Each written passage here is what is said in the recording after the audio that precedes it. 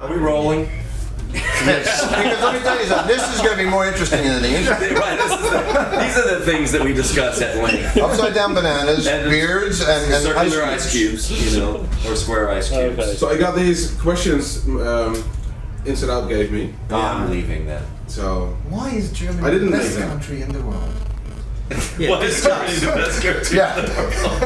How great is Inside Out record? Right. Where would you be without us? So the first question is, did any one of you think that you'd ever record a new album and go on tour again before it actually happened? I did. I knew it wasn't a matter of if, it was a matter of when. Because I think I prayed to God about it, right? Like on a Pain of Salvation album.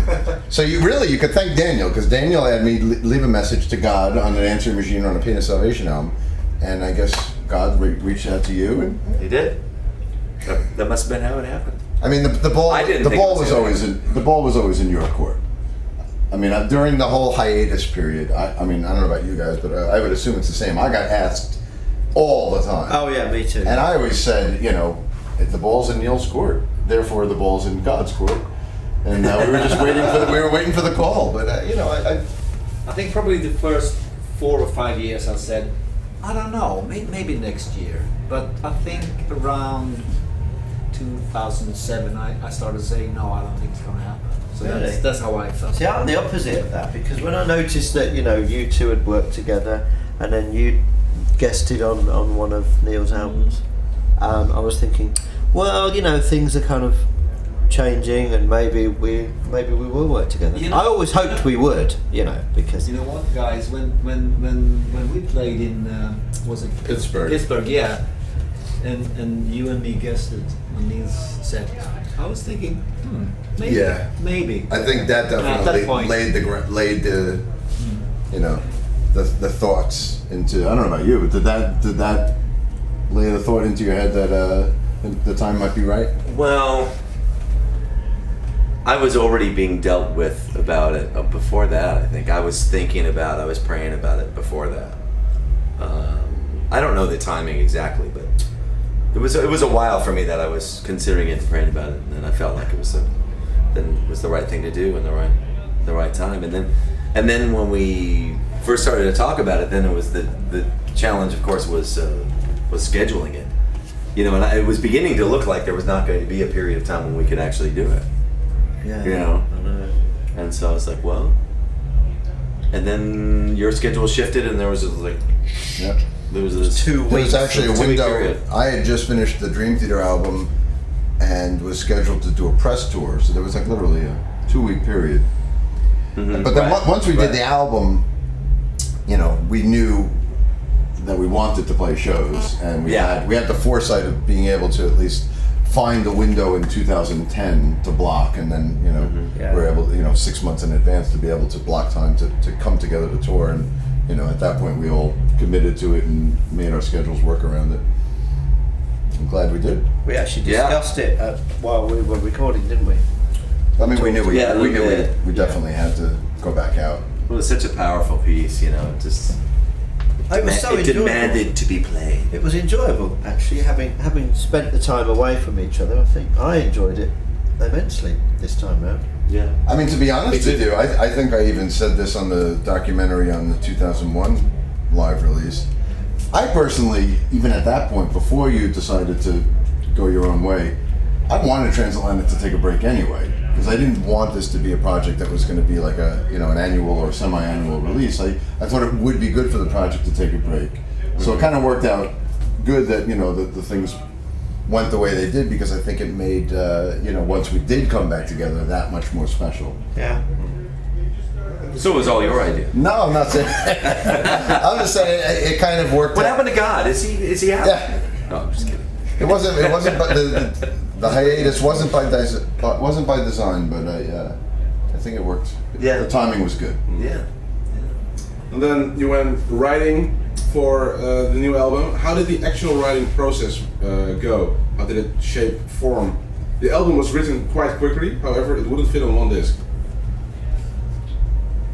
How did it go? Well, I think It did fit on one disc. Well, not all the material that we recorded. But, yeah. It could have been 2 discs. I wanted to make it a double.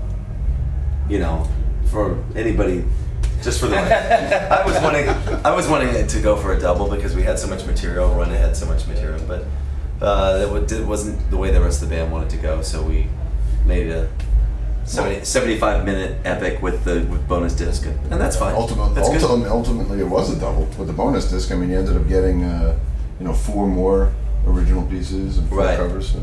I'm the double album guy, Yeah. as you all know. Yeah. And I felt actually, I think I said this, I didn't want to make the long piece of music. I wanted to make shorter songs. Right. Yeah, you had said that. Yeah. It's like Because it was both, though, isn't for it? me it was like the double album concept was done. The long song format was done. I think Yeah. so many times by me, by you. So it felt I just wanted to do something different. Yeah. But I mean, in the end, you can see it any way you want. Like think it's it's- like a big piece of music. It ended or- up being kind of the best combination of both. Yeah. A giant, long, 77-minute piece, or a collection of smaller pieces. Yeah. It could kind of be taken both ways. So it worked out pretty good. Yeah. I think the double album will be the next one. Gives us something to shoot for. But it's just one song, right? Yeah. One song over 2 albums. I'm expecting a phone Just call. one We tune. have to learn Just one tune. 128 5 notes. song. Right. Just ignore the fade on the first album. We're not doing the fade thing. We're just like going straight onto the second album. Yeah. Just cut. Yeah. But, The writing process. yeah, I was going to say, getting back to the Getting back to writing, the question. we'd all actually written stuff for to be presented to the recording session beforehand. I mean, we wouldn't have been able to come up with all that music in the 2 or 3 days we had before starting to record it. Neal already had a Whirlwind piece. and I had some stuff written, and then I wrote some more when I found out we were going to record. So we And Pete had just some. I started writing as soon as I knew we were going to be doing it. I had a sort of 2 or 3 months where I was on tour with Marillion, but I was writing while I was And on tour. Mike did his gleaning thing. He's the gleaner. He goes through and picks out the good bits and somehow figures out how they're going to fit together. And I always say that's not going to fit together. So sure it will. He's right. It usually winds up working out. The organizer. Yeah, the organizer. Yeah, very critical thing. All right. Lyrically, there seems to be a lot of religious stuff in it. Did one of the other members ever had a problem with the religious Christian lyrics? Did you argue about it? never, as far as I know. No, I just the lyrics that I wrote, I just sent them in an email. I think to everybody. We didn't have really completed lyrics when we left. We had some stuff. I didn't have a complete set of final lyrics. I think we were still working on it. I didn't even know what some of your lyrics were. So you kind of sent them, and so I sent them to everybody, and nobody ever. I don't think anybody even hardly responded. So I said, "Well, let's go on ahead." You know what? I think the reality is, at least Neal's lyrics, even on the first 2 Transatlantic albums, touched on the spiritual side and stuff like that. Sure, yeah. I think it was, so anything that was on this album, I don't think felt out of place. No. I don't think it was like Neal writing Christian music. It felt like it was very naturally part of what the Transatlantic message and lyrics always had been in the past. And I don't think anything was blatantly religious. I think one of the bonus tracks talks about God. Right. But I think the Whirlwind, it was all, general enough that it could be perhaps. embraced by everybody, but still get the message across. I think it's what it's. I think it's just what it's supposed to be.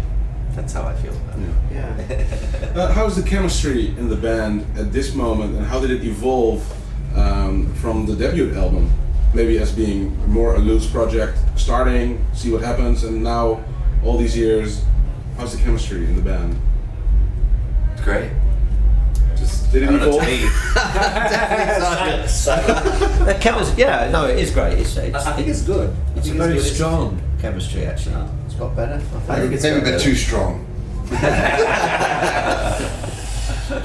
I think it's gotten better, especially over the last tour. I don't know. I feel like it's been.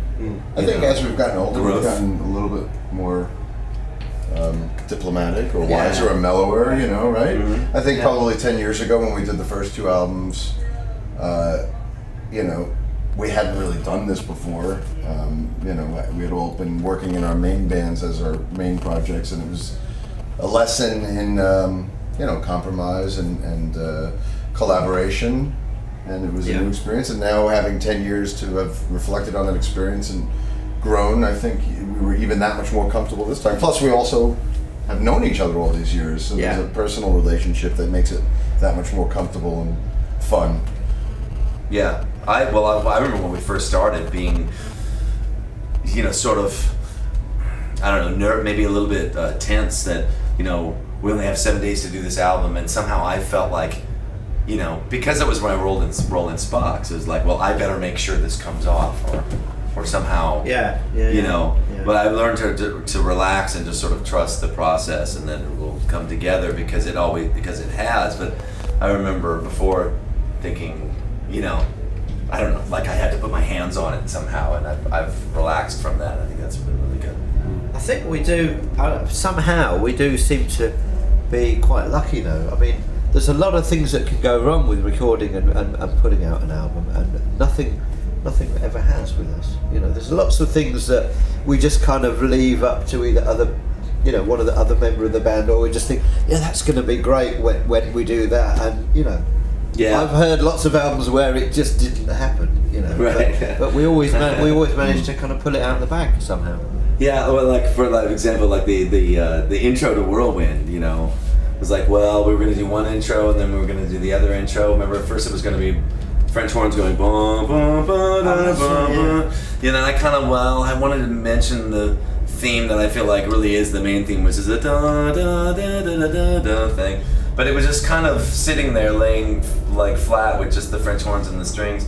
And then Roine at the final hour put in all that cinematic stuff, and when I first heard that, I was just like, oh yeah, come on, you know, yeah.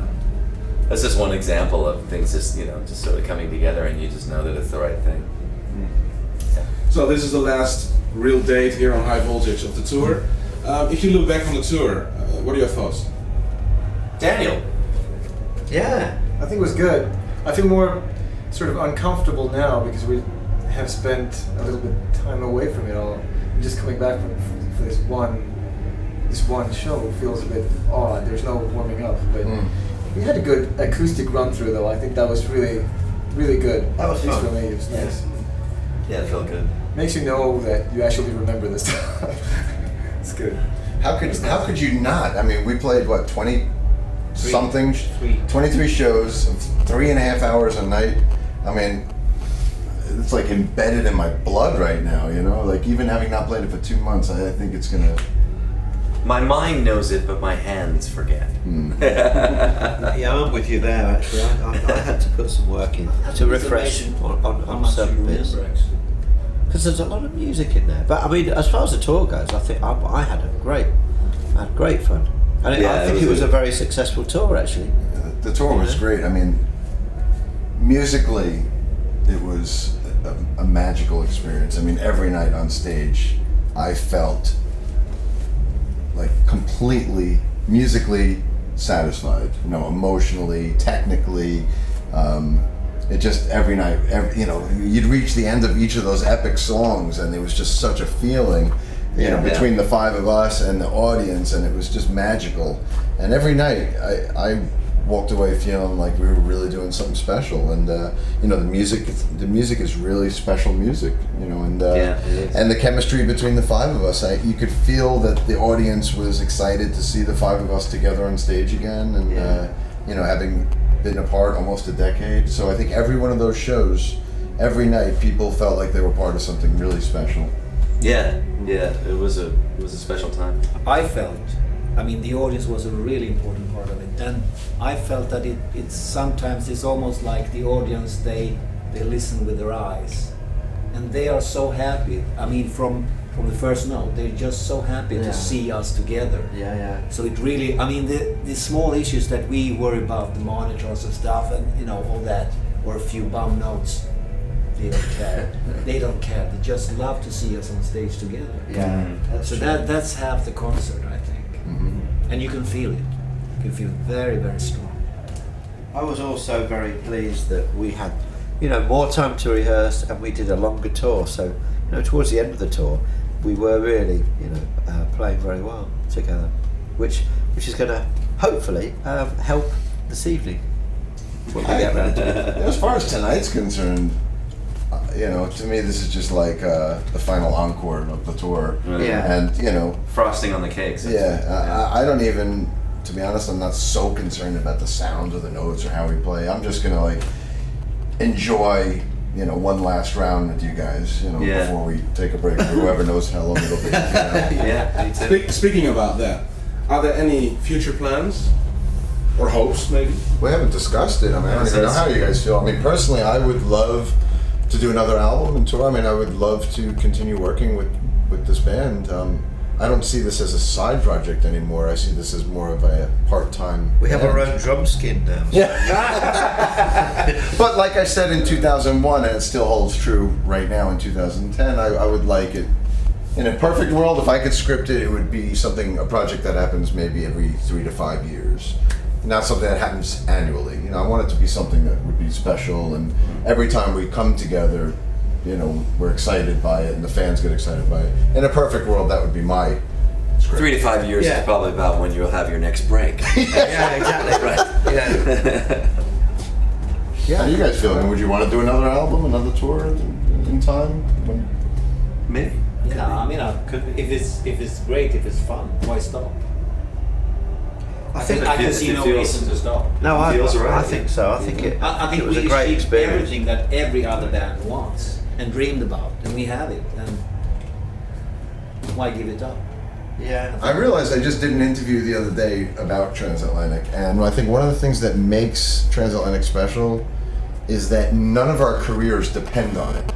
We all have our own careers outside of this, so when we come together to do this, it's not motivated by money, it's not motivated by sales, it's motivated by the four of us wanting to just make good music together. Yeah. And that's the complete and full motivation behind this band. Yeah. And because we all have our outside, day jobs, this is purely for the fun and for the love of music and of each other. And I think that's what makes this so special. It's not like our careers and our lives depend on this. No. Yeah. Absolutely. All right, well, thank you guys. That's it. That's a wrap. Okay. Thank you, John.